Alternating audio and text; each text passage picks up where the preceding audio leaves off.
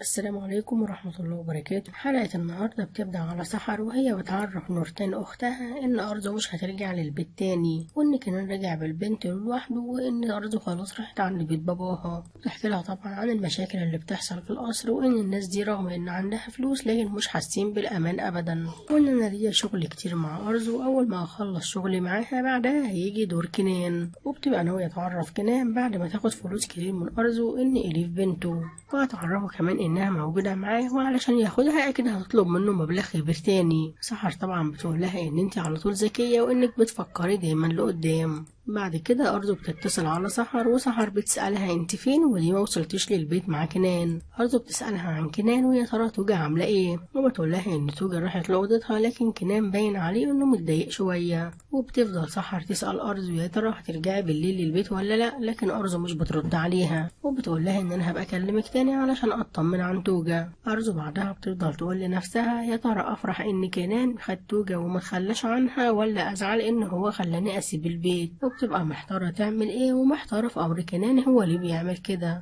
نجدت بعد كده بيروح للدكتور في المستشفى، وطبعا بيبقى رايح علشان الدكتور يغير كل أقواله، وكمان يقول إن التحليل ده غلط، وبيفضل يهدد فيه وبيقول له إنك تتصل بكنان وتقول له إن إحنا غلطنا وإن الغلط ده كبير، وتعرفه إن البنت دي بنته وإنكم غلطتوا في التحليل الدم. الدكتور طبعا بيكون رافض، لكن نجدت بيهدده وبيقول له إن المستشفى هتكون في خطر قبلك أنت شخصيا. طبعا الدكتور أكيد هيوافق وهيعرف كنان إنه كان غلطان وإنه توجة بنته وإنهم آسفين. أرزو بعد كده بتطلب من الشغالة اللي عند كونجا إنها تعمل لها أكل، لكن كونجا طبعا بترفض وبتقول لها إن أنا هنا ست البيت وإنها مش فاضية، ولو محتاجة أي حاجة ياريت تدخل المطبخ وتعمل لنفسك. وبتحسس أرزو إنها فعلا ملهاش أي حاجة ولا لها حتى قيمة، وبتؤمر الخدامة إنها ما تعملش أي حاجة لأرزو ولا تعتبرها موجودة. فيصل بعد كده بيروح لابن مراد وبيقول له إن أنا سجلت اعترافات نجدت كلها هنا كاملة.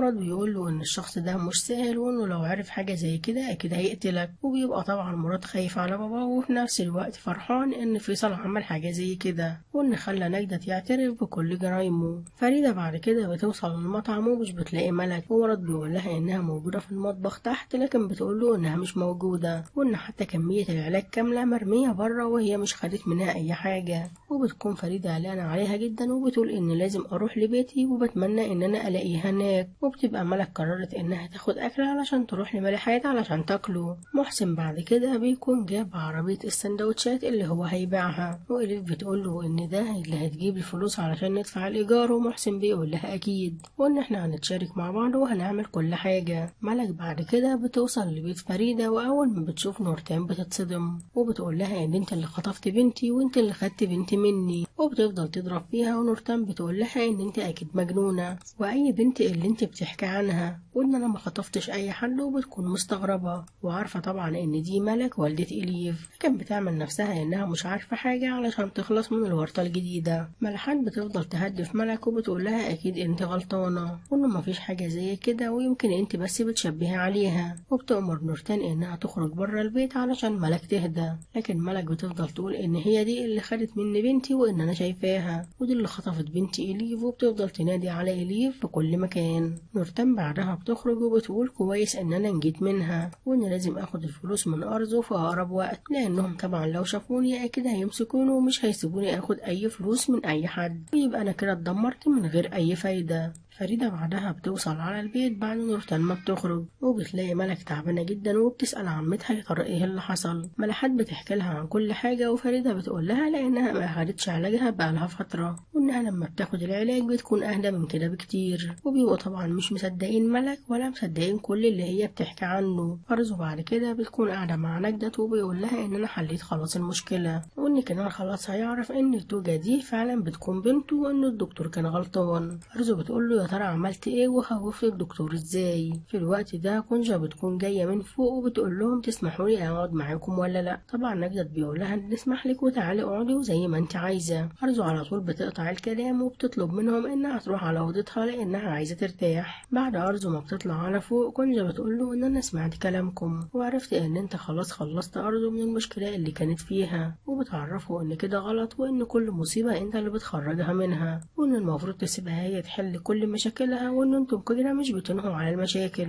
لكن انتوا كده بتأجلوها لبعدين، واكيد هيجيلها وقتها وهتتفتح تاني. نجدة بيفضل طول الوقت يسمع لكونجا وبيكون مقتنع بكلامها، لكن مش بيرد عليها، وكونجا بيكون كل اللي هي عايزاه انها تتخلص من أرزو وتدبسها في اي مصيبة. أرزو بعد كده بتطلع على الأوضة علشان تنام، وبتقول ان الأوضة دي وحشة جدا، وان كونجا كمان حاطالي غطاك وحش جدا، وانها اكيد قصدها انها تعمل كده. وبحسب بعد كده هو وإليف بيكونوا بيحضروا السندوتشات، وكمان نورتان بتدخل عليهم في نفس الوقت، بتفضل تقول له انت ايه اللي بتعمله ده، وبيقول لها ان ده شغل علشان نجيب الإيجار منه. طبعا بتفضل تعيد فيه وبتقول له ان انت فاضي ومش عارف تشتغل حتى في ايه، وان مش معقولة السندوتشات دي هي اللي هتخرج منها الإيجار. بتدخل جوه على طول وبتتصل بأرزو، وبتقول لها ان خلاص جه الوقت اننا نتقابل وتديني بقية فلوسي. وأرزو طبعا بتقول لها ان مش فاضية، لكن نورتان بتهددها وبتقول لها يبقى كنان هيعرف الحقيقة، وشوفي كنان بقى لما يعرف هيعمل فيكي ايه. طبعا أرزو على طول بتوافق انها تقابلها، وعليها بعد كده بتكون مع كنان وبتطلب منه انها لازم تروح تشوف سليم لانها فعلا زعلانة علشانه وانها اشتقت له. وقتها بتلاقي زينب جاية من فوق وبتقول لها ان انا رايحة لزيارة لسليم وممكن تيجي معايا لو حابة، لكن طبعا بتكون بتبص لزينب وكأنها بتختبرها، وهتشوف ردها ايه بعد ما عرفت انها عايزة تتطلق منه. لكن زينب بتقول لها ان بكرة انا مش عايزة اروح، وان خليها وقت تاني وابقى اروح بنفسي. وقتها عالية بتتأكد ان فعلا زينب ما بقتش عايزة سليم وفعلا ناوية انها تتخلى عنه. عالية بعد كده بيبدأ يوم جديد وبتستعد علشان تروح لسليم ابنها. زينب وقتها بتكون جايبة لها علبة وبتقول لها انك تدي دي لسليم، لكن عالية بترفض وبتقول لها لا يمكن اديله حاجة. زينب بتسألها يا ترى ايه السبب، ووقتها عالية بتطلع لها وثيقة الطلاق وبتقول لها لان هديله دي وهعرفه انك عايزة تطلقي منه، ويا ريت دلوقتي تحكي لي انت ليه عايزة تطلقي من ابن سليم، وانه كان بيحبك وانت ليه خنتيه وكمان بتخدعيه وعايزة تطلقي منه. زينب بتفضل ساكتة طول الوقت، ووقتها كنان بيجي